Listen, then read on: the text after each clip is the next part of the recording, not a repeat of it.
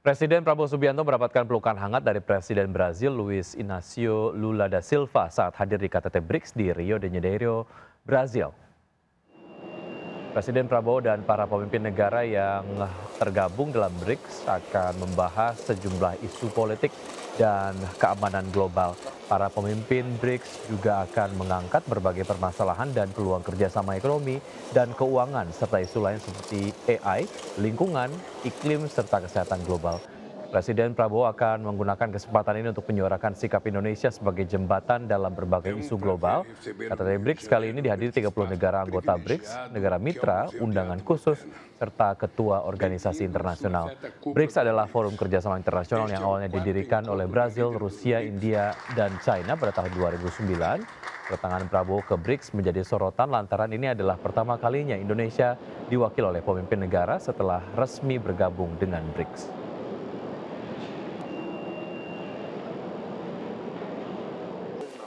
Menteri UMKM Maman Abdurrahman datang ke Komisi Pemberantasan Korupsi Jumat sore.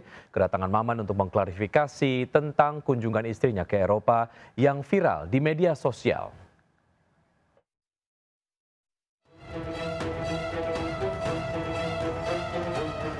Jumat sore, Menteri UMKM Maman Abdurrahman datang ke KPK.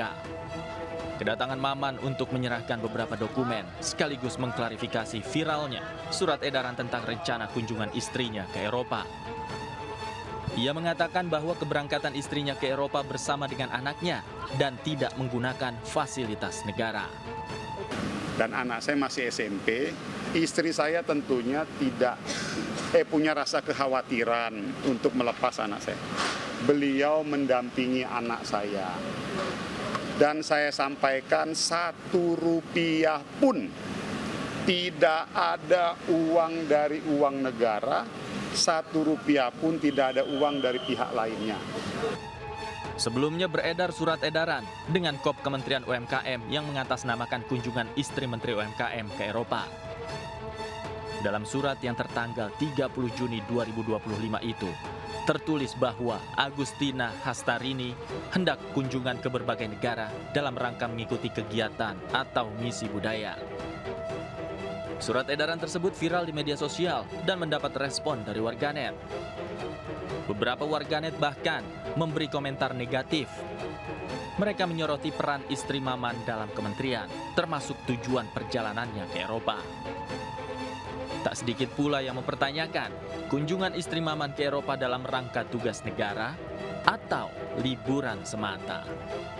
Dari Jakarta, Ismalia Auliaisah, iNews melaporkan.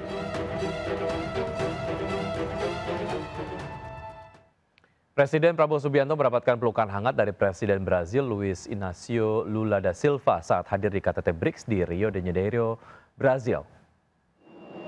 Presiden Prabowo dan para pemimpin negara yang tergabung dalam BRICS akan membahas sejumlah isu politik dan keamanan global.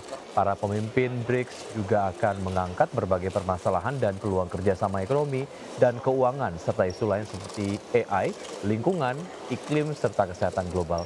Presiden Prabowo akan menggunakan kesempatan ini untuk menyuarakan sikap Indonesia sebagai jembatan dalam berbagai isu global. KTT BRICS kali ini dihadiri 30 negara anggota BRICS, negara mitra, undangan khusus, serta ketua organisasi internasional. BRICS adalah forum kerjasama internasional yang awalnya didirikan oleh Brazil, Rusia, India, dan China pada tahun 2009. Kedatangan Prabowo ke BRICS menjadi sorotan lantaran ini adalah pertama kalinya Indonesia diwakili oleh pemimpin negara setelah resmi bergabung dengan BRICS.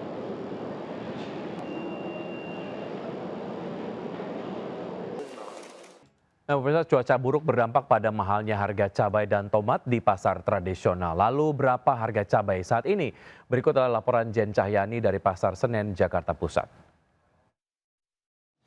Pemirsa, terjadi kenaikan harga sejumlah bahan pokok yang ada di pasar tradisional. Dan saat ini saya berada di Pasar Jaya Senin dan saya akan memberitahu update bahan pokok beberapa yang mengalami kenaikan. Nah, kalau ini di sebelah saya ada cabai rawit yang cukup mengalami kenaikan harga dari yang semula Rp60.000 per kilogramnya, saat ini menjadi Rp80.000 per kilogramnya. Nah, selain cabai rawit merah juga ada cabai rawit keriting, ini dia pemirsa, ini yang semula Rp40.000 per kilogramnya, saat ini menjadi Rp50.000 per kilogramnya. Dan ini kalau berdasarkan keterangan para penjual, kenaikan harga cabai ini sudah terjadi sejak 4 hari yang lalu.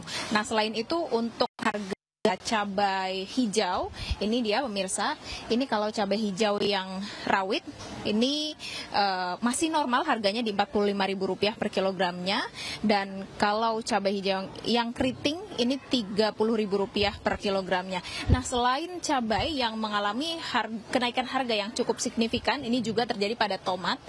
Ini dia pemirsa, tomat ini naiknya cukup signifikan dari Rp15.000 per kilogramnya menjadi Rp25.000 per kilogramnya, dan ini kenaikannya perlahan sejak 2 bulan yang lalu kalau berdasarkan keterangan dari pedagang di pasar tradisional.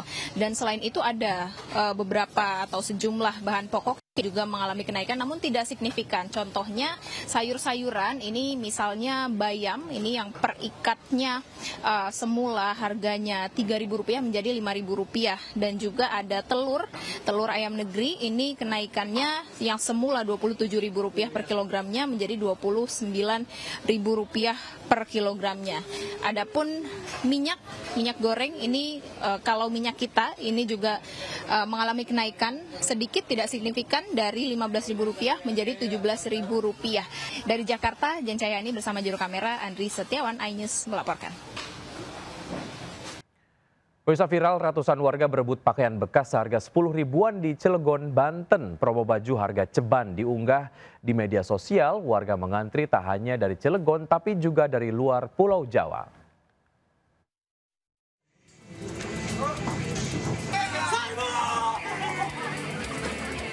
Warga menyerbu dan saling berebut untuk mendapatkan barang seperti topi, celana, kaos, hingga kemeja sesukanya di Cilegon, Banten hingga viral. Mereka berebut untuk mendapatkan barang pilihannya seharga Rp10.000 per satuannya.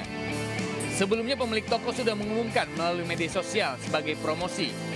Tak diduga, informasi ini tersebar hingga warga antri di depan toko sebelum dibuka. Warga mengaku sengaja datang ke toko untuk mendapatkan pakaian bekas berkualitas. Warga juga rela berdesak-desakan untuk memperoleh baju bekas pilihannya. Pemilik toko mengaku sengaja memanfaatkan media sosial dalam penjualan barang impor miliknya. Bahkan banyak warga dari luar Pulau Jawa yang sengaja datang untuk membeli baju bekas. Sementara itu, penjualan baju bekas hingga kini masih ramai dibahas berkaitan larangan impor pakaian bekas di Indonesia. Para penggemar thrifting pro kontra dengan langkah pemerintah melarang impor baju bekas yang bisa berdampak dengan kebiasaan mereka membeli baju bekas. Dari Cilegon, Banten, Iskandar Nasution, iNews melaporkan.